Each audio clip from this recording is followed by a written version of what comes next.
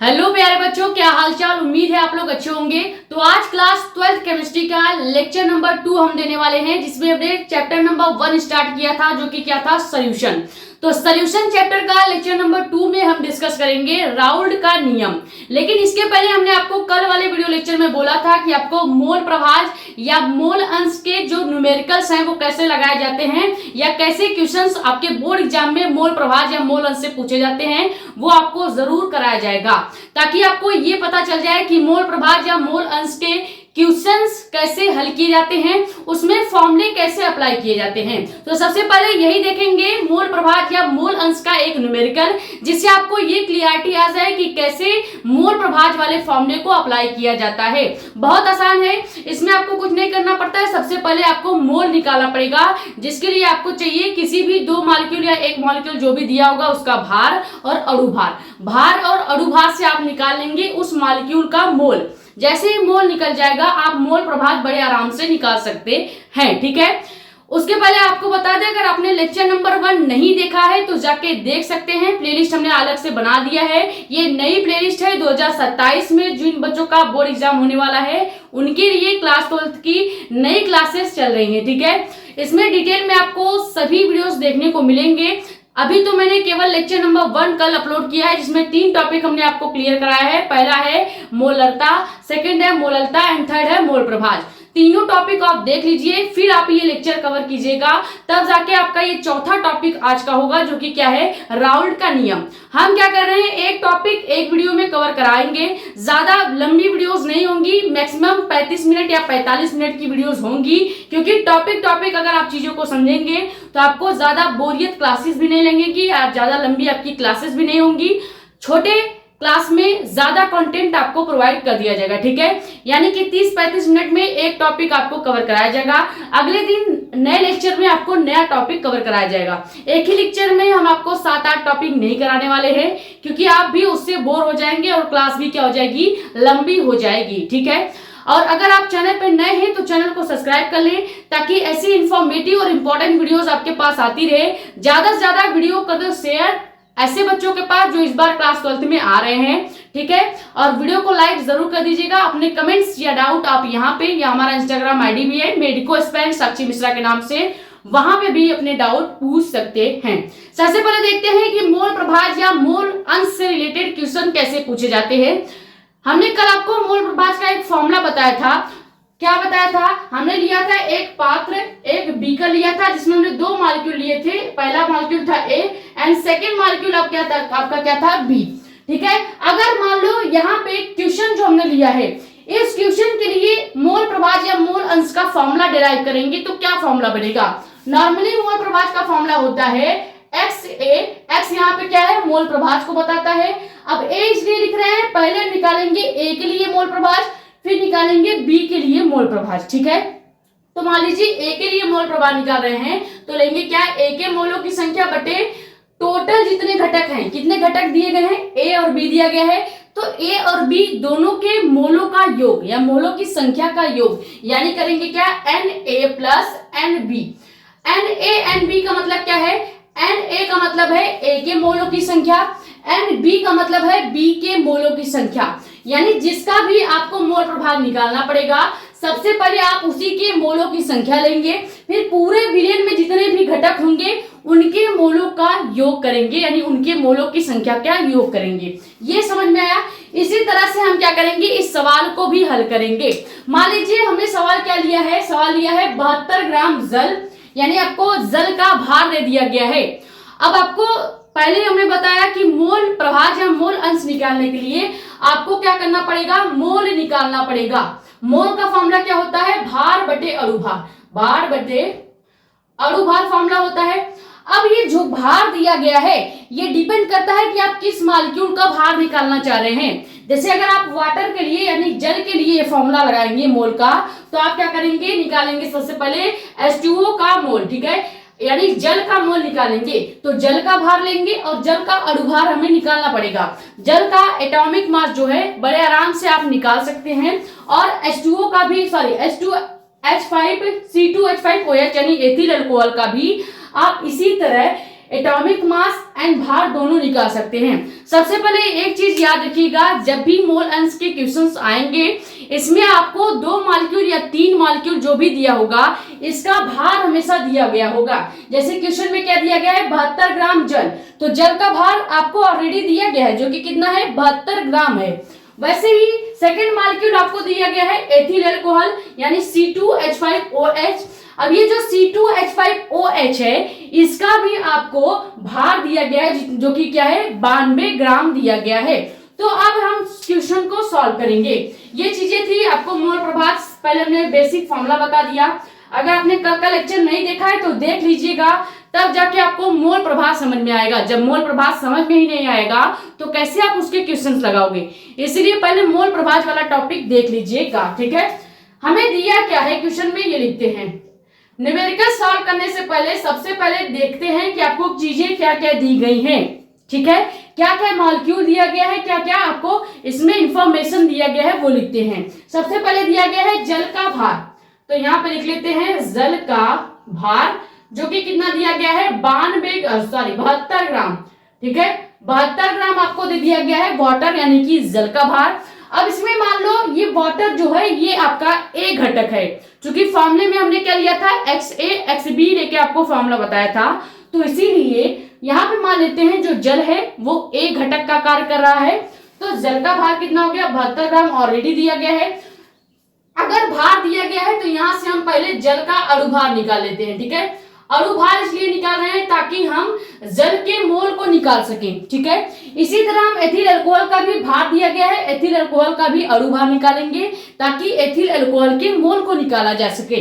इसीलिए हम पहले इसके भार को निकाल रहे हैं। जल के अणुभार को निकालने के लिए क्या करेंगे, सबसे पहले हम लिखेंगे इसका जो रासायनिक फॉर्मूला होता है यानी H2O। ठीक है, जल को H2O से लिखा जाता है, ये तो बेसिक नॉलेज है।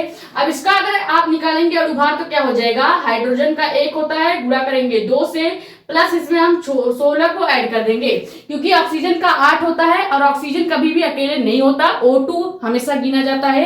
तो 8 का गुणा 2 से करेंगे तो 16 आ जाएगा, 16 और 2 जोड़ेंगे तो 18, इसका क्या निकल के आ जाएगा, अणुभार यानी एटॉमिक मास निकल के आ जाएगा। तो ये हो गया भार जल का और ये हो गया जल का अणुभार।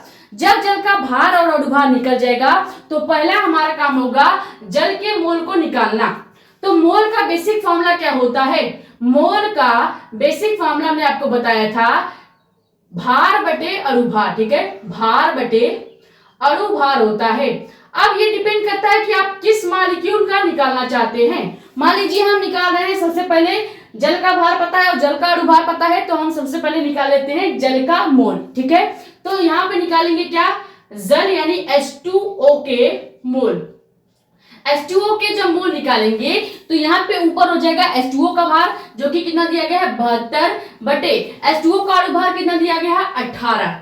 तो 18 का भाग अगर आप 72 में दे देते हैं तो यहाँ पे निकल के क्या आ जाएगा, यहाँ पे H2O का मोल निकल के आएगा, यानी जल का मोल जो आएगा वो निकल के आ जाएगा आपका क्या, 4 आ जाएगा। ठीक है, ये आ गया आपके जल का मोल। पहला हमने मोल निकाल लिया है, यानी वाटर का जो मोल निकल के आया वो कितना है, 4 आया है। अब चाहो तो इसको ऐसे भी लिख सकते हो NH2O, N का मतलब होता है मोल। ठीक है, चाहे H2O का मोल पूरा लिखिए या NH2O भी करके आप यूज कर सकते हैं। आगे हम पूरा H2O का मोल नहीं लेंगे, केवल इसको लिखेंगे NH2O। ठीक है, जिसका मतलब क्या हो जाएगा, जल के मोल। इसी तरह से हम क्या करेंगे, सेकेंड मॉलिक्यूल जो हमें दिया गया है क्या, एथिल अल्कोहल। एथिल अल्कोहल दिया गया है, अल्कोहल। एथिल अल्कोहल का भार सबसे पहले दिया गया है, तो भार कितना दिया गया आपको, 92 ग्राम यानी कि 92 ग्राम दिया गया है। 92 ग्राम भार दिया गया है। तो हमारा पहला काम क्या होगा, जब भी भार दिया गया होगा हम सबसे पहले निकालेंगे अणुभार। भार दिया गया होगा किसी भी मॉलिक्यूल का, मोल प्रभाव में भार हमेशा दिया ही गया होगा क्वेश्चन में। भार ऐसा नहीं है कि नहीं देगा, भार देगा, वो आपसे अणुभार निकलवाएगा और मोल निकलवाएगा, उसके बाद मोल प्रभाव निकलवाएगा। ठीक है, तो भार दे दिया। अब हम क्या करेंगे, एथिल अल्कोहल का अणुभार निकालते हैं। ठीक है, एथिल अल्कोहल का अणु भार यानी एटॉमिक मास निकाल रहे हैं, वो भी किसका, C2H5OH का। ठीक है, जब भी C2H5OH का एटॉमिक मास आप निकालेंगे, निकाल के बता देते हैं। फॉर्मूला यहाँ पे क्या है, C2H5OH है, तो कार्बन का क्या होता है, 6 एक होता है, एक कार्बन का एटॉमिक मास 6 होता है, लेकिन यहाँ पे 2 कार्बन है तो एटॉमिक मास क्या हो जाएगा, 12 हो जाएगा। और यहाँ पे 12 लिखेंगे, उसके बाद हम क्या करेंगे, 12 लिखेंगे, इसका गुणा हम करेंगे 2 के साथ, क्योंकि कार्बन कितने हैं, 2। उसके बाद प्लस हाइड्रोजन 1 है, उसका गुणा करेंगे 5 के साथ, क्योंकि यहाँ पे H5 है, तो एक हाइड्रोजन, देखो एक हाइड्रोजन का एटॉमिक मास 1 होता है, 5 हाइड्रोजन है तो 5 के साथ गुणा कर देंगे, प्लस 16 आपका हो जाएगा ऑक्सीजन का, ये तो आपको पता ही है। फिर लास्ट में हाइड्रोजन 1 है तो 1 हम फिर से कर देंगे। तो टोटल जब आप ऐड करोगे तो एथिल अल्कोहल का जो आपका एटॉमिक मास निकल के आएगा वो कितना आ जाएगा, 46 आ जाएगा। 12 दूनी 24 हो गया, और 24 5 इधर हो गया, और एक मान लीजिए 6। ठीक है, तो 6 और ये 30 हो गया, 30 और 16 जोड़ेंगे तो आपका 46 आ जाएगा। 46 हो गया आपका एथिल अल्कोहल का क्या, एटॉमिक मास। तो इसी तरह से हम अगर मोल वाला फॉर्मूला एथिल अल्कोहल के लिए लगाएंगे तो यहाँ पे क्या हो जाएगा, ले लेते हैं क्या, एथिल अल्कोहल के मोल C2H5OH का मोल अगर निकालेंगे तो पहले क्या करेंगे, एथिल अल्कोहल का भार लेंगे जो कि कितना है, 92 ग्राम है, इसका भाग दे देंगे अणु भार से यानी 46 से। तो जब आप भाग देंगे तो इसका मोल कितना निकल के आएगा, 2 मोल इसका आंसर आ जाएगा। कितना आएगा, 2 मोल। यानी हमने सबसे पहले क्या किया, भार से अणु भार निकाल लिया, जल का भार देगा, जल का अणु भार निकालेंगे, एथिल अल्कोहल का भार देगा, एथिल अल्कोहल का अणु भार निकालेंगे। जैसे ही अणु भार और भार दोनों मिल जाएंगे, हम निकाल लेंगे यहाँ से मोल। जैसे ही आपको जल का मोल मिल गया और आपको एथिल अल्कोहल का मोल मिल गया, तो दोनों ही मोल जो हमारे पास निकल के आए हैं, इसको हम मोल प्रभाज के फॉर्मूले में रख के ऐड कर देंगे। फॉर्मूला हमारा क्या क्या क्या था, पहले यहाँ तक आप स्क्रीनशॉट कर लीजिए, फिर हम क्या करेंगे, अब हमें केवल मोल से मतलब है, यानी हमें चाहिए C2H5OH के मोल यानी एथिल अल्कोहल के मोल जो कि कितना है, 2 मोल, और H2O का मोल जो कि कितना है, 4 मोल। ये समझ में आ गया। चाहे तो यहीं पे इरेज करके भी बता सकते हैं, लेकिन पहले इतना स्क्रीनशॉट कर लीजिए, क्योंकि बताने के लिए थोड़ा सा जगह भी तो नहीं है, इसलिए।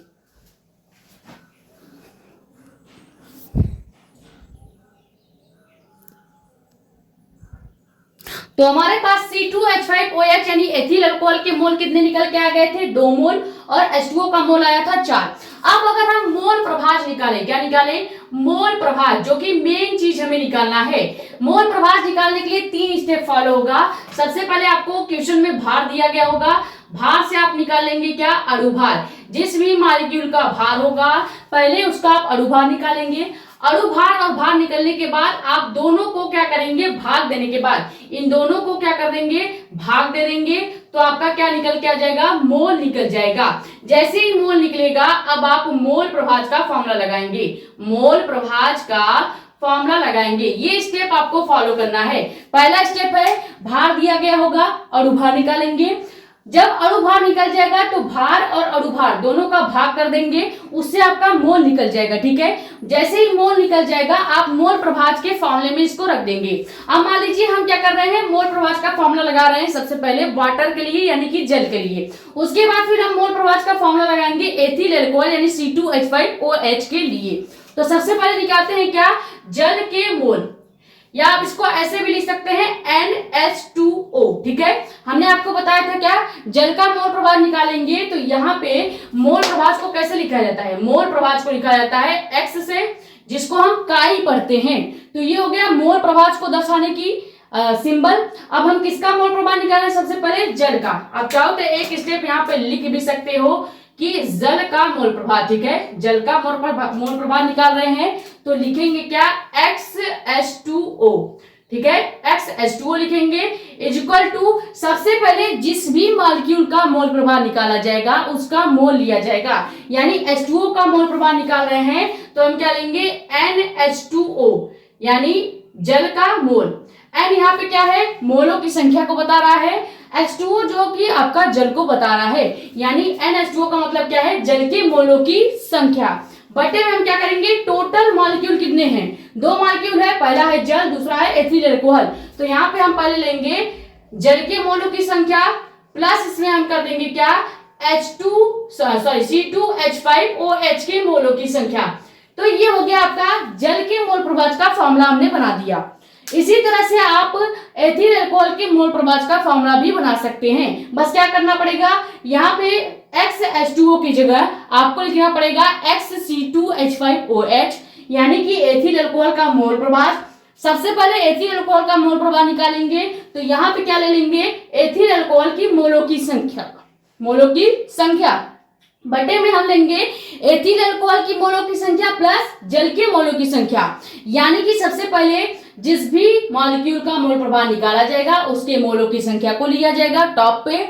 उसके बाद पूरे विलेन में जितने भी सॉल्यूशंस ऐड किए गए हैं, जल एथिल अल्कोहल, दोनों के मोलों की संख्या को जोड़ देंगे। अब सीधे सीधे मान रखिएगा, आंसर निकल जाएगा। देखिए XH2O ये हो गया जल का मोल प्रभाव इक्वल टू जल के मोल कितने निकले थे, तो जल का मोल 4 निकला था, 4 बटे आपका जल का मोल फिर से आ गया, तो जल का मोल 4 प्लस आपका H2O का मोल कितना निकला था, C2H5OH यानी एथिल अल्कोहल का मोल कितना निकला था, 2। ठीक है, तो 4 प्लस 2, यानी सीधे सीधे समझ में आ रहा होगा कि पहले हमें जल का मोल लेना है, फिर से जल का मोल, उसी में हमें आपका एथिल अल्कोहल के मोल को भी जोड़ देना है। अगर कोई और भी मॉलिक्यूल दिया गया होता तो उसका भी हम मोल निकाल के इसके नीचे जोड़ देते, यानी यहाँ पे 3 मॉलिक्यूल को जोड़ा जाता। क्लियर। तो अगर इसको ऐड करेंगे तो 4 प्लस नीचे आ गया 6, भाग दे देंगे तो आपका क्या आ जाएगा, 2/3 आपका मोल प्रभाज आ गया। किसका, H2O का मोल प्रभाज कितना निकल के आ गया, 2/3। इसी तरह से आप एथिल अल्कोहल का मोल प्रभाज निकालेंगे। क्या करेंगे, एथिल अल्कोहल का मोल प्रभाज, एथिल अल्कोहल का मोल प्रभाज निकालेंगे। तो फॉर्मूला फिर से वही बनेगा। यहां पे इस बार क्या लेंगे, इस बार हम लेंगे XC2H5OH। X बता रहा है आपके एथिल अल्कोहल के मोल प्रभाज को। ठीक है, इक्वल टू सबसे पहले लेंगे एथिल अल्कोहल के मोलों की संख्या यानी NC2H5OH। ठीक है, बटे फिर से करेंगे एथिल अल्कोहल की मोलों की संख्या C2H5OH प्लस हम कर देंगे जल के मोलों की संख्या। ठीक है, यानी जिसका निकाल है उसके मोलों की संख्या, फिर उसी के मोलों की संख्या के बाद ही हमें लिखना है सेकेंड मॉलिक्यूल की मोलों की संख्या। फिर से अगर हम इसमें मान रखेंगे तो एथिल अल्कोहल की मोलों की संख्या 2 आई थी, 2 रख देंगे, बटे फिर से क्या करेंगे 2 + 4 कर देंगे। इसको अगर सॉल्व करोगे तो 2 बटे नीचे आ गया 6 और इसका अगर भाग दे देंगे, ठीक है, यहाँ पे 4 + 6 ही है, तो इसका अगर भाग दे दोगे तो इसका मान क्या आ जाएगा, 2 × 1 = 2 और 2 × 3 = 6। यानी कि आपका जो एथिल अल्कोहल का मोल प्रभाव निकल के आया है वो कितना निकल के आया है, एथिल अल्कोहल का मोल प्रभाव जाएगा 1/3। अब एक आसान तरीका बताते हैं मोल प्रभाव को निकालने का। अगर आपने पहले किसी मॉलिक्यूल का मोल प्रभाव निकाल लिया, जैसे आपके पास 2 मॉलिक्यूल क्या है, जल और एथिल अल्कोहल। मान लो मैंने जल का मोल प्रभाव निकाल लिया है, आपको अब क्या करना है, एथिल अल्कोहल का मोल प्रभाव निकालना है। तो एक फॉर्मूला है जिससे आप बड़े आराम से किसी भी एक मॉलिक्यूल का मोल प्रभाव निकालने के बाद दूसरे मॉलिक्यूल का मोल प्रभाव सिंपल स्टेप से निकाल सकते हैं। यानी फिर से आपको मोल प्रभाव का फॉर्मूला नहीं रखना पड़ेगा, ना ही उसमें वैल्यू रखना पड़ेगा और ना ही उसको भाग करना पड़ेगा। सीधे सीधे आप क्या करेंगे, यहां से एक फॉर्मूला याद रखिएगा। कहीं भी आपको दिया गया है, मान लो कहीं भी आपको XA का मान दिया गया है प्लस XB का मान दिया गया है तो इसका मान 1 होता है। यानी कहीं भी A का मोल दिया गया है, A का मोल प्रभाज प्लस B के मोल प्रभाज, दोनों का योग हमेशा 1 होगा। मान लो ये आपका क्या हो गया, A हो गया और ये आपका क्या हो गया, B हो गया। ठीक है, इस हिसाब से अगर हम इसमें A का मोल प्रभाज हमें पता चल गया है तो हम क्या करेंगे, B का मोल प्रभाज आराम से निकाल सकते हैं। मान लीजिए A का मोल प्रभाज क्या है, 2/3 है, तो हमें चाहिए XB का मोल प्रभाज यानी कि दूसरे मॉलिक्यूल का मोल प्रभाज चाहिए। तो यहां से हम क्या करेंगे, इसी फॉर्मूले को हम क्या करेंगे, इसको कर देंगे XB = XA - 1, यानी XA का जो भी मान आया है, जैसे XA का मान मान लीजिए आप क्या आया है, 2/3 आया है, तो 2/3 में से अगर 1 को घटाएंगे तो आपका 1/3 ही निकल के आएगा। ये हो गया सिंपल फॉर्मूला निकालने का।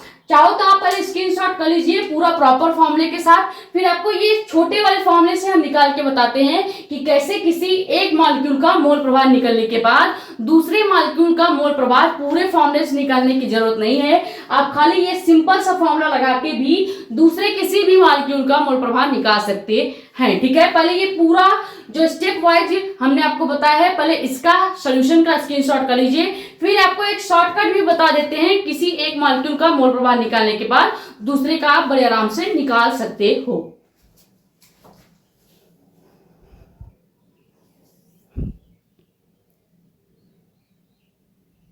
अब देखिए, जैसे हमने यहाँ पे जल का आपका मोल प्रभार निकाल लिया है 2/3। ठीक है, अब हमें क्या करना है, जल के बाद एथिल अल्कोहल का मोल प्रभार निकालना है, और हम चाह रहे हैं कि हमें फिर से पुराना स्टेप फॉलो ना करना पड़े, यानी हमें फिर से ये फॉर्मूला ना बनाना पड़े, इसमें वैल्यू ना रखना पड़े। तो हम क्या करेंगे, एक छोटा सा नोट्स यहाँ पे करेंगे, जो कि क्या है, एक छोटा सा शॉर्टकट आजमाएंगे, जिसका फॉर्मूला क्या है, मान लीजिए आपका हो गया एक्स का मोल प्रभार, एक्स ए का मोल प्रभार प्लस एक्स बी का मोल प्रभार इक्वल टू 1, यानी कहीं भी दो मॉलिक्यूल दिए गए हैं, जैसे ए का मोल प्रभार, ए आप मान लीजिए H2O है, बी आपका क्या है, एथिल अल्कोहल है। ठीक है, तो दोनों के मोल प्रभार का जो टोटल योग आएगा, हमेशा याद रखिएगा, किसी भी दो मॉलिक्यूल के मोल प्रभारों का टोटल जो योग आता है वो कितना आता है, 1 आता है। और ये हमेशा याद रखिएगा, क्योंकि किसी भी एक का मोल प्रभार निकालने के बाद सेकंड आप इस वाले फॉर्मूले से बड़े आराम से निकाल सकते हैं। जैसे हमने ए का निकाल लिया है, हमें चाहिए बी का। ठीक है,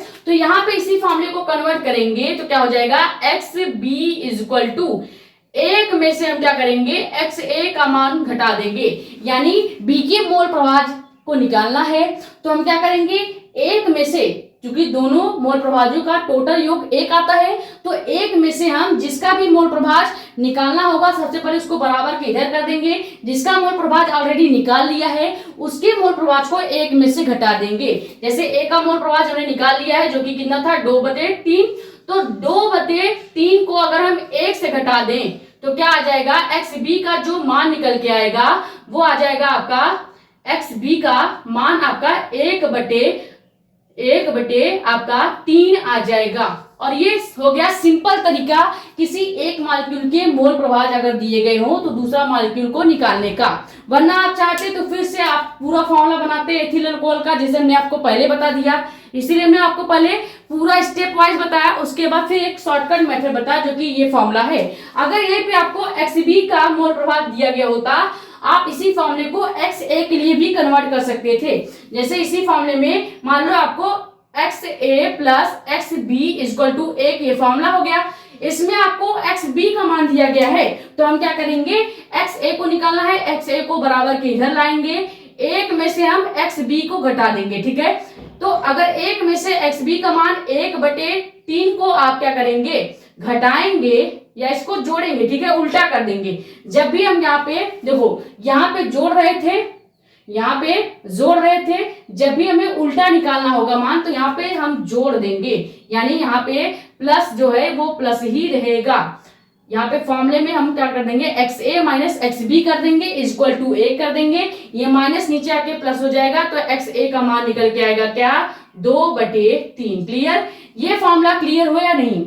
यानी अगर पहले मॉलिक्यूल का मोल प्रभार दिया गया होगा, दूसरे का निकालना होगा, तो हम x A plus X B का फॉर्मूला यूज करेंगे इक्वल टू 1 कर देंगे। ठीक है, अगर इसका जस्ट उल्टा करना होगा, यानी एक्स ए का मोल प्रभार आपको नहीं दिया गया है, एक्स बी का मोल प्रभार आपने निकाल लिया है, एक्स ए का निकालना चाह रहे हो तो क्या करोगे, इसी फॉर्मूले को उल्टा कर दीजिएगा, यानी प्लस जहां पे वहां पे माइनस कर देंगे, तो नीचे आते ही ऑलरेडी प्लस हो जाएगा। जैसे ही प्लस होगा तो 1 प्लस 2/1/3 जैसे ही आप करेंगे तो 2/3 आपका ए का मोल प्रभार आ जाएगा। तो ये फॉर्मूला भी याद रखिएगा, ये बहुत ज्यादा इंपॉर्टेंट फॉर्मूला है, जो कि क्या है, x A plus X B, यानी दो मॉलिक्यूलों का मोल प्रभार का जो टोटल मान होता है हमेशा 1 होता है। क्लियर, बाकी हमने आपको पूरा स्टेप से भी बता दिया है, पूरे स्टेप से कैसे मोल को निकाला जाता है। ये स्टेप लिखा गया है, पहले निकालेंगे भार से अणुभार, दोनों के भाग दे देंगे, निकल जाएगा मोल,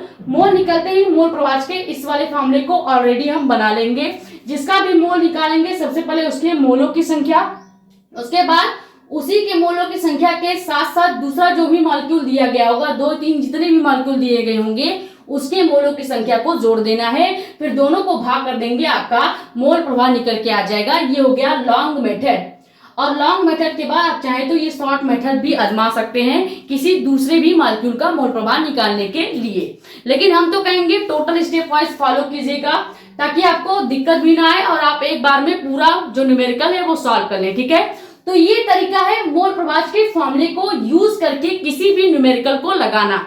अब ये जो न्यूमेरिकल आपको यहाँ पे दिख रहा है ये कोई आम न्यूमेरिकल नहीं है, ये यूपी बोर्ड में कई बार पूछे गए न्यूमेरिकल को मैंने उठाया है।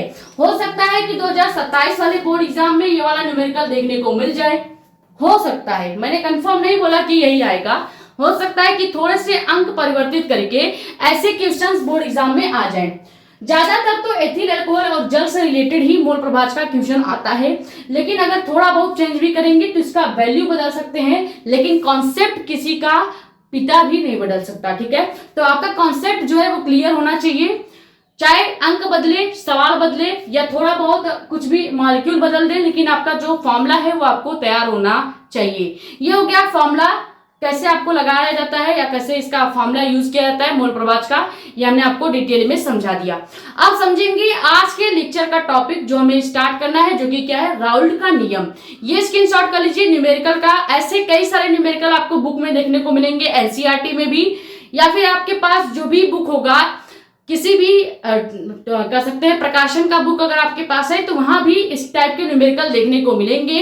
अगर कहीं भी नहीं मिल रहा है तो आप मोबाइल पे गूगल पे जाके सर्च कर सकते हो मोल प्रभाव के क्वेश्चंस। तुरंत आप इमेज पे जाइएगा, इमेज पे आपको कई सारे क्वेश्चंस देखने को मिल जाएंगे, वहां से आप मोल प्रभाव के कम से कम 2 से 3 क्वेश्चन आज प्रैक्टिस करेंगे। ये आपका होमवर्क है, समझ लीजिए। गूगल से आपको क्या करना है, क्वेश्चन को डाउनलोड करना है, जिसमें आंसर ना हो, जिसमें हल ना हो, ऐसे क्वेश्चंस को आप डाउनलोड करेंगे और उसको खुद से सॉल्व करेंगे। ठीक है, बाकी जो क्वेश्चंस आपसे नहीं बन रहा है आप कमेंट करके क्वेश्चन पूरा लिख दीजिएगा, अगले वीडियो में आपको वो क्वेश्चन सॉल्व करा दिया जाएगा। बाकी इसका स्क्रीनशॉट कीजिए, फिर नया टॉपिक स्टार्ट करते हैं जो कि इस लेक्चर का टॉपिक है, जो कि क्या है, राउल्ट का नियम क्या होता है।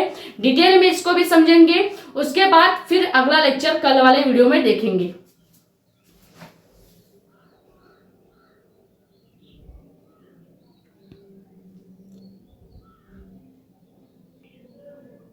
तो अब देखते हैं कि राउल्ट का नियम क्या है। यहाँ पे राउल्ट का नियम का डिफिनीशन लिखा है, डिफिनीशन पे अभी आप फोकस नहीं करेंगे, अभी आप कॉन्सेप्ट्स को समझें, उसके बाद डिफिनीशन अपने आप क्लियर हो जाएगा। ठीक है, सबसे पहले हम क्या करेंगे, राउल्ट के नियम को समझने के लिए हम एक बीकर या पात्र लेते हैं। ठीक है, यहाँ पे हमने कोई एक बीकर ले लिया या इसी को पात्र भी आप कह सकते हैं, जिसमें हमने क्या किया, सबसे पहले विलायक ले लिया। क्या ले लिया, विलायक, यानी कि पानी को ले लिया। पानी हमेशा विलायक का कार्य करता है, जो कि अपने अंदर चीजों को घोलता है। जो चीजें घुल जाती हैं वो होते हैं विलेय, जैसे चीनी या नमक। जिसको घोलने का कार्य करता है वो होता है विलायक। ठीक है, तो यहाँ पे हमने सबसे पहले क्या ले लिया, विलायक।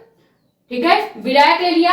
अब मान लीजिए इस पात्र में हमने क्या किया, कोई अवाष्पशील वैद्युत अनअपघट्य को घोला। क्या घोला, यहाँ पे हमने कोई अवाष्पशील वैद्युत अनअपघट्य को घोल रहे हैं। यहाँ पे जो विलेय है वो मान लीजिए क्या है, कोई अवाष्पशील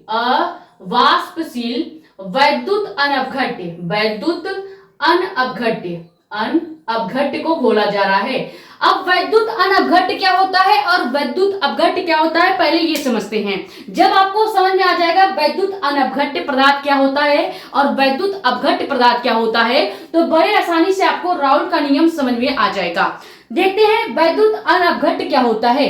आपने देखा होगा जो यूरिया है, ग्लूकोज है, ये क्या करते हैं, कभी भी अपने अंदर से धारा के प्रवाह को रोकते हैं। यानी ऐसा पदार्थ जिनकी जलीय विलयन से धारा का प्रवाह नहीं होता है, ऐसे पदार्थ को ही, ऐसे विलयन को ही हम वैद्युत अनअपघट्य का विलयन कहते हैं। समझ में आ गया। चाहो तो एक नोट्स लिख सकते हो, नोट के रूप में लिख लीजिएगा। अगर आपसे वैसे पूछा तो नहीं जाएगा बोर्ड एग्जाम में, वैद्युत अनअपघट्य और वैद्युत अपघट्य के बारे में नहीं पूछा जाता, लेकिन फिर भी आपके बेसिक नॉलेज के लिए आपको पता होना चाहिए कि वैद्युत अनअपघट्य पदार्थ क्या होते हैं और वैद्युत अपघट्य पदार्थ क्या होते हैं। तो पहला हेडिंग डाल लीजिए, वैद्युत अपघट्य पदार्थ। ठीक है, अपघट्य पदार्थ, यानी ऐसे पदार्थ जो क्या करते हैं, जिनके जली विलयन में से धारा का प्रवाह होता है। आप परिभाषा का लिखने चाहें तो लिख सकते हैं, ऐसा पदार्थ जिनके जली विलयन में से धारा का प्रवाह होता है, ऐसे विलयन को ही क्या कहा जाता है, वैद्युत अपघट्ट विलयन या पदार्थ कहा जाता है। या फिर एक डिफिनेशन आप और भी लिख सकते हैं, ऐसा विलयन जो आयनों में टूट जाता है। ठीक है, ऐसा विलयन जो आयन में टूट जाता है। आयन ये मतलब का ये है कि जैसे कि Na+ में Cl- में, तो NaCl जो है, नमक जो है, ये क्या करता है, वैद्युत अपघट्य होता है। यानी नमक में आपने देखा होगा Na जो है वो प्लस में घुल जाता है और Cl जो है वो माइनस के आयन में टूट जाता है। तो यही कहने का अर्थ है, ऐसा विलयन जो आयनों में यानी प्लस और माइनस में टूट जाता है, आयनों में टूट जाता है, तो ऐसा विलयन भी क्या कहलाता है, वैद्युत अपघट्ट विलयन कहलाता है। वैद्युत अपघट्ट विलयन का एग्जाम्पल याद रखिएगा, NaCl हो गया, यानी Na+ में और Cl- में टूट जाएगा। उसी तरह से सेकंड याद करेंगे, HCl, H+ में टूटेगा और Cl- में टूट जाता है। तो ये आपके बेसिक नॉलेज के लिए आपको पता होना चाहिए, क्योंकि जब हम सेल पढ़ाएंगे सेकेंड चैप्टर में, जब आप ईंधन सेल पढ़ेंगे तो वहां पे आप जिंक और जिंक सल्फाइड का एक विलयन लेते हैं, जिसमें जिंक जो है वो प्लस में, सल्फर जो है वो माइनस में टूटता है। सेम वही चीज यहाँ पे है, तो वहां पे हमने वैद्युत अपघट्ट पदार्थ के 2 छड़ लेते हैं। तो आपको पता होना चाहिए कि वैद्युत अपघट्ट पदार्थ होता क्या है।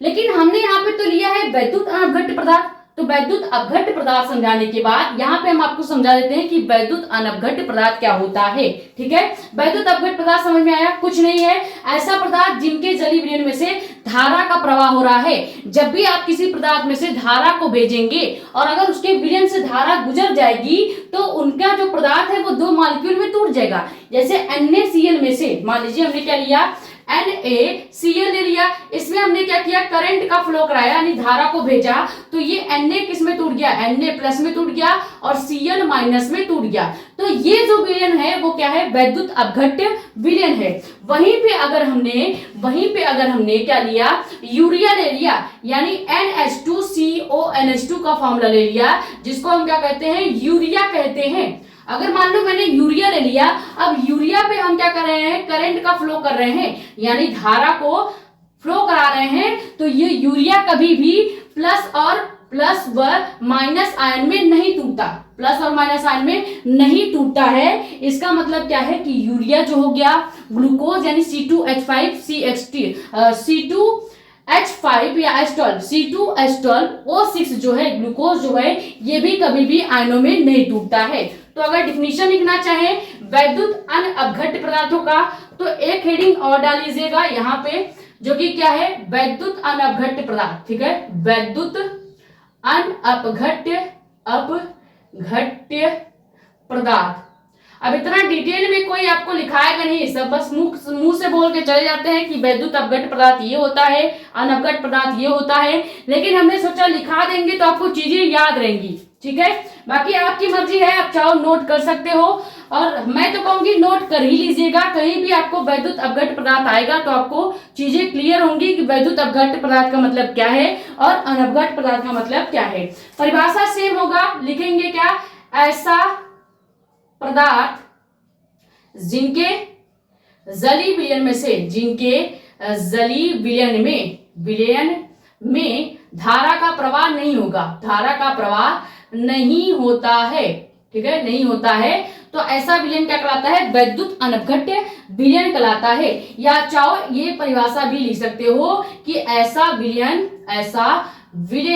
जो आयनों में नहीं टूटता। ठीक है, जो आयनों में नहीं टूटता है, तो ऐसा विलयन भी क्या कहलाता है, वैद्युत अनअपघट्ट विलयन कहलाता है। एग्जाम्पल क्या लिखेंगे, सबसे पहले एग्जाम्पल लिखेंगे यूरिया, जो कि क्या होता है, NH2CONH2। क्लियर, ये हो गया यूरिया का फॉर्मूला। उसके बाद लिखेंगे ग्लूकोज। ठीक है, सेकंड एग्जाम्पल लिखेंगे ग्लूकोज, जो कि क्या होता है, C6H12O 6, ये हो गया ग्लूकोज।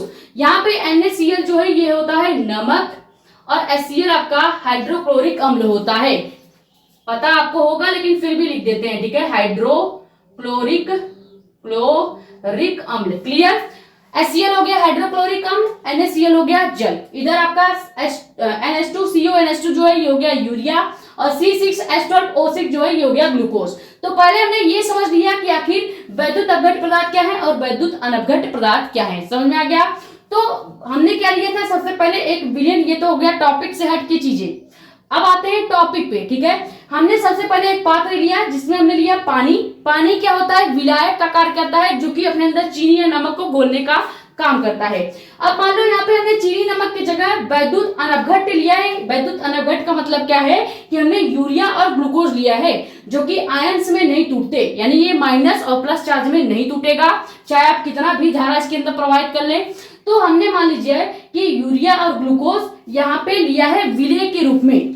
यहाँ पे जो अवाष्पशील वैद्युत अपघट्य लिया है, यहाँ पर हमने क्या लिया है, मान लो यूरिया को लिया है या मान लीजिए ग्लूकोज को लिया है, ठीक है, यूरिया को लिया है या ग्लूकोज को लिया है। अब ये अवाष्पशील वैद्युत अनपघट्य है, यानी आयंस में नहीं टूटेंगे, तो इसको हमने इसमें क्या किया, ऐड कर दिया।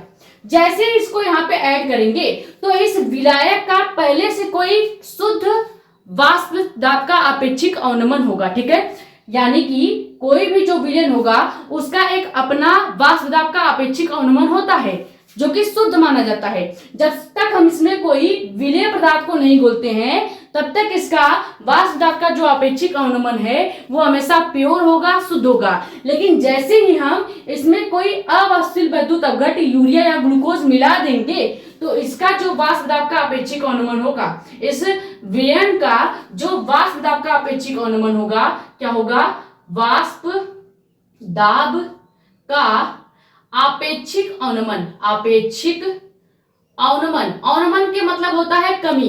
कहीं भी अवनमन शब्द आएगा तो इसका मतलब आप समझेंगे कमी। जैसे कि पूरे विलयन का जो वाष्प दाब का अपेक्षिक अवनमन था वो था शुद्ध, जब तक हमने कोई विलेय पदार्थ यानी कि वैद्युत अनपघट्य पदार्थ को नहीं मिलाया था। लेकिन जैसे ही हमने इसको मिलाया तो इसका जो वास्तविक अपेक्षिक अवनमन था वो क्या हो गया, एक वास्तविक से हटके अशुद्ध वाष्प दाब का अपेक्षिक अवनमन हो जाएगा, यानी इसमें एक कमी आ जाएगी। अवनमन का मतलब है कमी आना। अब किसमें कमी आ रही है, तो वाष्प दाब में कमी आएगी। क्लियर?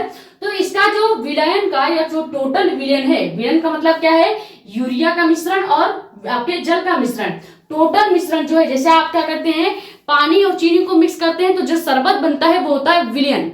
क्लियर? उसी तरह से यूरिया ग्लूकोज का जो मिश्रण होगा जल के साथ, उस पूरे सॉल्यूशन को हम कहते हैं विलयन। तो इस पूरे विलयन का जो आपका क्या हो जाएगा, मोल प्रभाज के बराबर हो जाएगा, यानी सीधे सीधे वाष्प दाब का जो अपेक्षिक अवनमन होगा ये किसके बराबर होगा, वाष्प दाब का अपेक्षिक अवनमन जो है ये आपके मोल प्रभाज के बराबर हो जाएगा। मोल प्रभाज के बराबर हो जाएगा। किसके मोल प्रभाज के बराबर होगा, तो आपका जो विलेय है, ठीक है, विलेय के मोल प्रभाज के बराबर। यहाँ पे चाहे पूरा शब्द लिखिए, विलेय के मोल प्रभाज के बराबर हो जाता है। क्लियर? यही आपका डिफिनीशन भी हो जाएगा। अब डिफिनीशन अगर यहां से कहना चाहे या लिखना चाहे तो क्या लिखेंगे कि राउल्ट के नियम के अनुसार जब किसी अवाष्पशील वैद्युत अनपघट्य पदार्थ को, मान लीजिए हमने क्या किया, कोई अवाष्पशील वैद्युत अनपघट्य पदार्थ को क्या किया, घोला। जैसे ही इसको घोला जाएगा तब क्या होगा, विलयन के वाष्प दाब का जो अपेक्षिक अवनमन है ये विलेय के मोल प्रभाज के बराबर हो जाता है। तो यही चीज तो हमने बताया कि जैसे ही हमने किसी विलायक में कोई अवाष्पशील वैद्युत अपघट्य को घोला तो जो इसका पहले से वाष्प दाब का अपेक्षिक अवनमन था, यानी शुद्ध वाष्प दाब का अपेक्षिक अवनमन था, इसमें कोई कमी आ जाती है। और कमी आने से क्या होगा, अब जो नया वाष्प दाब का अपेक्षिक अवनमन बना है वो विलेय के मोल प्रभाज के बराबर हो जाता है। यही राउल्ट के नियम ने या यही राउल्ट वैज्ञानिक ने बताया था, यही उनका लॉ था, यही उनका नियम था।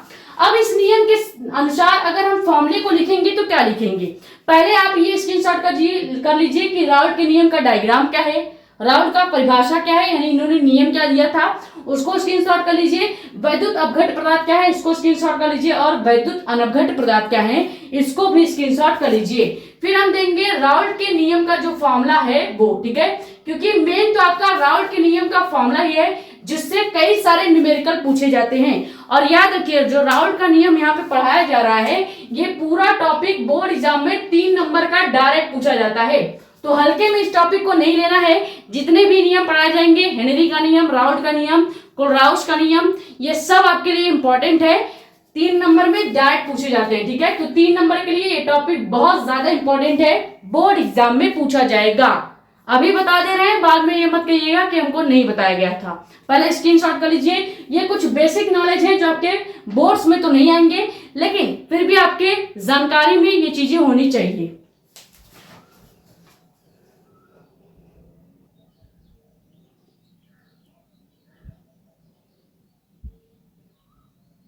तो अब देखते हैं राउल्ट ने अपने नियम का फॉर्मूला क्या बताया था। डिफिनीशन क्या है कि आपका जो विलयन के वाष्प दाब का अपेक्षिक अवनमन है ये विलय के मोल प्रभाज के बराबर है। इसके अकॉर्डिंग हम लिख सकते हैं कि विलयन का या कह सकते हैं वाष्प दाब का आपेक्षिक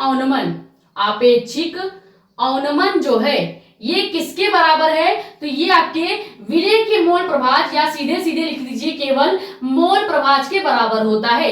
यही राउल्ट ने अपने परिभाषा में बोला है कि जो भी वाष्प दाब का अपेक्षिक अवनमन होगा वो विलय के मोल प्रभाज, चाहो तो विलय के मोल प्रभाज पूरा लिख सकते हो या फिर केवल मोल प्रभाज भी बता सकते हैं, इसके बराबर होता है। इसके अकॉर्डिंग हम क्या लिखेंगे, वाष्प दाब के आपेक्षिक अवनमन को प्रदर्शित किया जाता है P0 माइनस PS बटे P0 से। ठीक है, तो कहीं भी P0 माइनस PS बटे P0 लिखा है, इसका मतलब वाष्प दाब के आपेक्षिक अवनमन की बात की जा रही है, यानी वाष्प दाब के आपेक्षिक अवनमन को बताया जा रहा है। अब राउल्ट ने कहा कि वाष्प दाब का जो आपेक्षिक अवनमन है ये मोल प्रभाज के बराबर होता है। अब मोल प्रभाज हमने क्या बताया कि 2 मॉलिक्यूल होगा और उनके पूरे मोलों की संख्या का योग होगा और किसी एक मॉलिक्यूल के मोलों की संख्या का योग होगा। ठीक है, तो यहाँ पे मान लो कोई मॉलिक्यूल नहीं दिया गया है तो हम क्या लिखेंगे, हम यहाँ पे मोल प्रभाज को शो कर देते हैं। किससे, हम यहाँ पे मोल प्रभाज को लिख देते हैं स्मॉल n बटे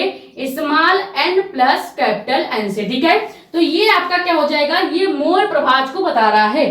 कहीं भी स्मॉल n बटे small n plus capital N लिखा गया है, यानी मान लो स्मॉल n आपका a है। ठीक है, तो हम क्या लिखते थे, a बटे a प्लस b लिखते थे। यही होता है मोल प्रभाज निकालने का पैटर्न।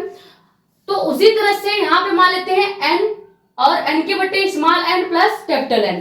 ये हो गया आपका बेसिक फॉर्मूला राउल्ट के नियम का, एकदम बेसिक फॉर्मूला जो कि हमने परिभाषा से जनरेट किया है। क्योंकि उन्होंने परिभाषा में पहले ही बताया है कि वाष्प दाब का जो अपेक्षिक अवनमन है वो मोल प्रभाज के बराबर होता है।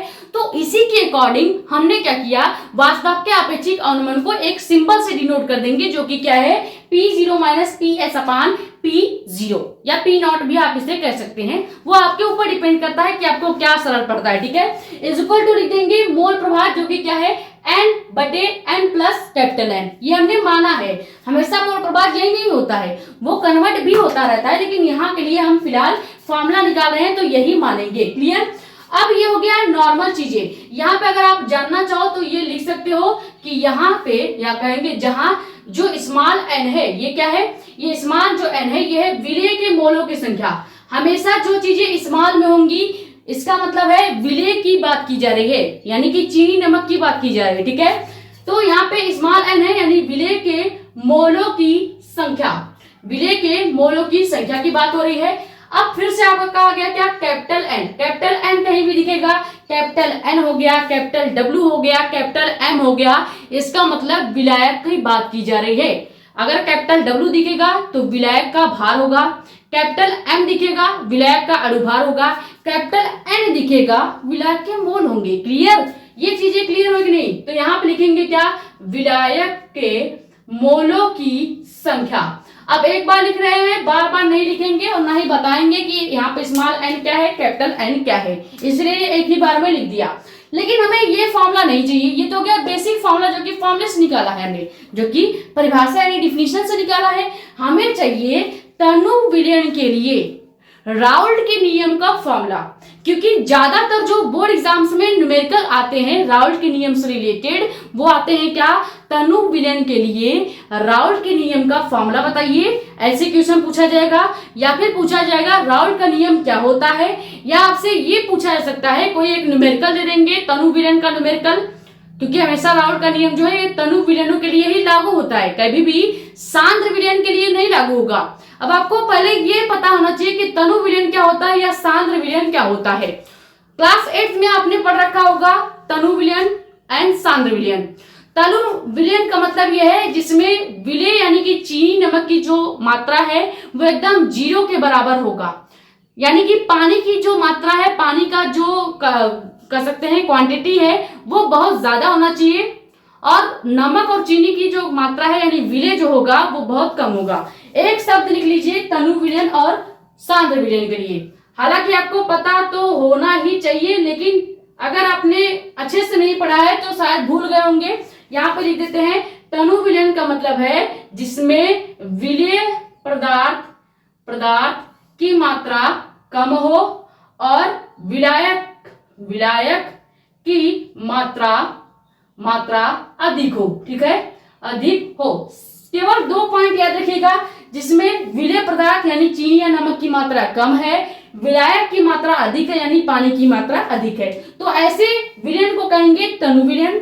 वहीं पे अगर बात कर ले सांद्र विलयन की, किसकी, सांद्र विलयन की, तो सांद्र विलयन में लिखोगे इसका जस्ट उल्टा लिख देंगे, जिसमें विलायक की मात्रा क्या है, विलायक की मात्रा अधिक के जगह क्या हो जाएगा, विलायक की मात्रा कम हो और विलय की मात्रा अधिक हो। ठीक है, यानी कि कहीं भी सांद्र विलयन यानी कि सांद्र सॉल्यूशन की बात की जा रही, कांक सॉल्यूशन की बात की जा रही है, तो कांक सॉल्यूशन का मतलब ये है या सांद्र सॉल्यूशन का मतलब ये है कि विलायक यानी कि पानी की मात्रा होगी इस बार कम, चीनी या नमक या विलय की मात्रा होगी ज्यादा। मान लो हमने 2 ml पानी में 4 चम्मच चीनी डाल दिया है, 2 ml पानी में बस, तो वहां पे ये जो विलयन बनेगा वो सांद्र विलयन होगा। वहीं पे हमने 1 गिलास या 1 लोटे पानी में खाली 1 चम्मच चीनी डाला है, तो ऐसा विलयन तनु विलयन बनेगा। क्लियर, ये बेसिक नॉलेज है यार, क्लास 8 में आपको बताया जाता है। अगर आपने ध्यान से पढ़ा होगा तो अभी तक आपको याद होना चाहिए, लेकिन फिर भी आपको याद कराया जा रहा है। ठीक है, ये हो गया बेसिक चीजें, स्क्रीनशॉट कर लीजिए। उसके बाद देखते हैं तनु विलयन के लिए आपका जो राउल्ट का नियम का फॉर्मूला है वो कैसे चेंज होता है। ये तो बेसिक फॉर्मूला है, ये आपको न्यूमेरिकल्स में देखने को नहीं मिलेगा। न्यूमेरिकल में आप कहीं भी ये फॉर्मूला यूज नहीं करते हैं, लेकिन निकालने का तरीका तो यही है। अभी फिलहाल के लिए तो हमें तनु विलयन के लिए यही फॉर्मूला यूज करना पड़ेगा, इसीलिए पहले ये चीजें स्क्रीनशॉट कर लीजिए। ये बेसिक नॉलेज है कि तनु विलयन और सांद्र विलयन क्या है। बाकी आप चाहो तो लिख सकते हो, वरना आप मत लिखिएगा। ठीक है, जरूरी नहीं है कि आपके नोट्स में तनु विलयन सांद्र विलयन ये सब लिखा हो, ये तो आपके जानकारी के लिए हम बता रहे हैं।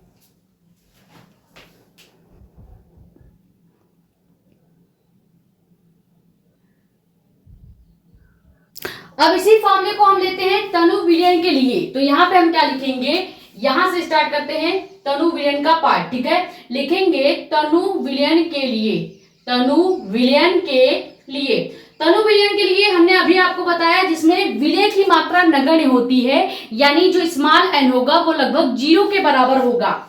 यहाँ पे क्या हो जाएगा, हमने क्या बताया है कि मोल प्रभाज का मतलब है कि एन यानी स्मॉल एन और कैपिटल एन का पूरा योग, जहां पे स्मॉल एन आपको क्या बताया गया था, विलय के मोलों की संख्या, और कैपिटल एन विलायक के मोलों की संख्या।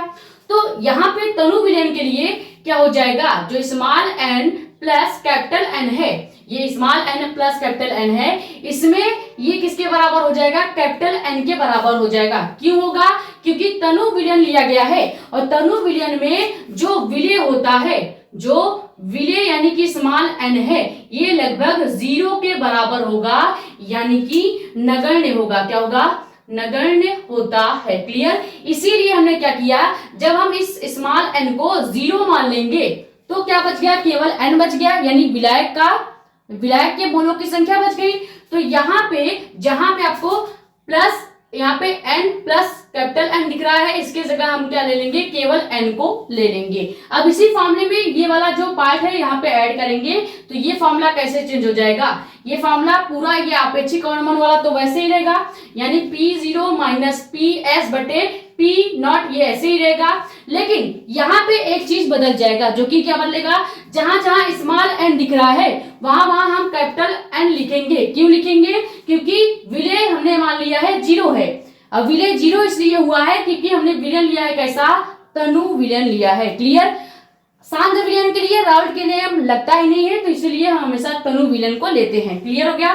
तो यहाँ पे स्मॉल एन दिख रहा है, तो यहाँ पे हम क्या कर देंगे, सबसे पहले हम लिख देंगे, यहाँ तो स्मॉल एन अभी तक वैसे ही रहेगा, नीचे वाले में हमें केवल कन्वर्ट करना है, इस वाले में नहीं कन्वर्ट करेंगे, केवल जहाँ पे एन प्लस कैपिटल एन दोनों साथ में दिख रहा है, केवल इस वाले में ये नियम लागू होगा। यानी कहाँ पे, जहाँ पे नीचे एन प्लस कैपिटल एन दोनों दिख रहा है, यहाँ पे हम केवल कैपिटल एन करेंगे, बाकी ऊपर आपका सेम रहेगा। ऐसा नहीं है कि स्मॉल एन जहां जहां दिखेगा वहां पे कैपिटल एन कर देना है, नहीं, केवल नीचे वाले में करना है। तो ऊपर आपका एन वैसे ही रहेगा, नीचे small N plus capital N लिखा गया है, इसकी जगह हम क्या लिख देंगे, एन मान लेंगे, तो यहाँ पे एन हो जाएगा। अब अभी हमने मोल का एक फॉर्मूला बताया है कि मोल का एक फॉर्मूला क्या बताया है कि मोल इक्वल टू होता है क्या, भार बटे अणुभार, ये फॉर्मूला होता है। अब अगर हम ये एक बार स्मॉल एन के लिए लें तो क्या हो जाएगा, स्मॉल डब्ल्यू बटे स्मॉल एम हो जाएगा, यानी विलय के मोल इक्वल टू विलय का भार बटे विलय का अणुभार। इसी तरह अगर कैपिटल एन के लिए ले, यानी कि विलायक के लिए मोलों की संख्या निकालेंगे तो क्या हो जाएगा, कैपिटल डब्ल्यू बटे कैपिटल एम हो जाएगा, जहां पे कैपिटल डब्ल्यू क्या है कैपिटल डब्ल्यू यहाँ पे आपका विलायक का भार है और कैपिटल एम आपका विलायक का अणुभार है। अभी सबका सिंबल लिख दिया जाएगा, आपको क्लियर हो जाएगा। ठीक है, तो ये दोनों पार्ट यहाँ पे यूज करने पर, ठीक है, मान लीजिए हमने यहाँ पे एन के मोलों का जो ये मान निकल के है ये लिखेंगे, स्मॉल एन की जगह हम स्मॉल एन की जगह हम स्मॉल डब्ल्यू और स्मॉल एम लिखेंगे। तो क्या फॉर्मूला चेंज होगा, फॉर्मूले में चेंज ये होगा कि इधर का वाष्प दाब का अपेक्षिक अवनमन P0 माइनस PS बटे P0 ये पूरा वैसे ही रहने वाला है, और यहाँ बराबर में क्या आ जाएगा, एन की जगह हम लिखेंगे स्मॉल डब्ल्यू बटे स्मॉल एम पूरे के बटे कैपिटल डब्ल्यू बटे कैपिटल एम। ये क्लियर हुआ। अब इसी पार्ट को थोड़ा सा अगर असेंबल करके लिखेंगे, यानी सजा के अगर लिख दें तो क्या लिखेंगे, P0 माइनस PS बटे P0, यानी वाष्प दाब का अपेक्षिक अवनमन वैसे ही रहेगा। यहाँ पे हम लिख सकते हैं क्या, स्मॉल डब्ल्यू बटे स्मॉल एम ऐसे हो गया, गुणे में जब भी हम कैपिटल डब्ल्यू और कैपिटल एम को, यहाँ पे कैपिटल डब्ल्यू और कैपिटल एम होगा, यहाँ पे कैपिटल एम होगा, तो कैपिटल डब्ल्यू और कैपिटल एम को जब भी हम ऊपर ले जाएंगे गुणे के साथ लिखेंगे तो ये उल्टा हो जाएगा, यानी जो डब्ल्यू बटे एम है ये एम बटे डब्ल्यू हो जाएगा। क्या हो जाएगा, कैपिटल एम बटे कैपिटल डब्ल्यू हो जाएगा। क्लियर, ये चीजें क्लियर हुई कि नहीं, यही आपका हो जाएगा तनु विलयन के लिए राउल्ट के नियम का फॉर्मूला। क्लियर, ये मेन फॉर्मूला है जिसपे न्यूमेरिकल्स लगाए जाते हैं, न्यूमेरिकल लगाए जाते हैं, और ये फॉर्मूला बोर्ड एग्जाम के लिए मोस्ट इंपॉर्टेंट है। क्लियर, यही फॉर्मूला आपके कई सारे सवाल को, कई सारे न्यूमेरिकल को हल करवाएगा। हमने कुछ नहीं किया है, केवल तनु विलयन के लिए हमने एक केस माना है कि जो n प्लस n है, यानी ये जो नीचे वाला पार्ट है इसको हम कैपिटल N के बराबर करेंगे, यानी कि विलायक के मोलों की संख्या के बराबर करेंगे। क्यों, क्योंकि तनु विलयन का मतलब है विलय की संख्या हो गई 0, यानी केवल विलायक बच गया, तो ये वाला n तो वैसे ही रहेगा क्योंकि ये नॉर्मल n है। जहां पे n प्लस n दिख रहा है, small n plus capital n दिखेगा, यहाँ पे कैपिटल n मान लेंगे। अब चूंकि मोलों की संख्या के बराबर होता है, फॉर्मूला क्या होता है, भार बटे अणुभार। अगर हम स्मॉल n के लिए लेंगे तो स्मॉल w और स्मॉल m लिखा जाएगा, कैपिटल N के लिए लेंगे तो हो जाएगा क्या, कैपिटल W और कैपिटल M हो जाएगा। यही चीजें हमने यहाँ पे पुट किया है, ये सेम आपका नीचे आ जाएगा। जब हम इनटू करेंगे, ये नीचे वाला पार्ट जैसे ही ऊपर जाएगा, यानी कैपिटल W बटे कैपिटल M जैसे ही ऊपर जाएगा तो उल्टा हो जाएगा, यानी कैपिटल W बटे M है तो कैपिटल M बटे W हो जाएगा, और यही आपका राउल्ट के नियम का फॉर्मूला होता है तनु विलयन के लिए। क्लियर, अब इसमें सिंबल की अगर बात की जाए, यानी जो P0 है ये क्या है, PS है क्या है, P0 क्या है, ये सिंबल हम देखेंगे। पहले इस स्लाइड का आप स्क्रीनशॉट कर लीजिए, फिर इस फॉर्मूले में जो सभी सिंबल है यानी P0 क्या है, PS क्या है, फिर आपका स्मॉल w क्या है, स्मॉल m क्या है, कैपिटल W क्या है, सबका मतलब भी आपको बता देते हैं ताकि आप न्यूमेरिकल आराम से लगा लो। पहले यहां तक डिटेल में स्क्रीनशॉट कर लीजिए।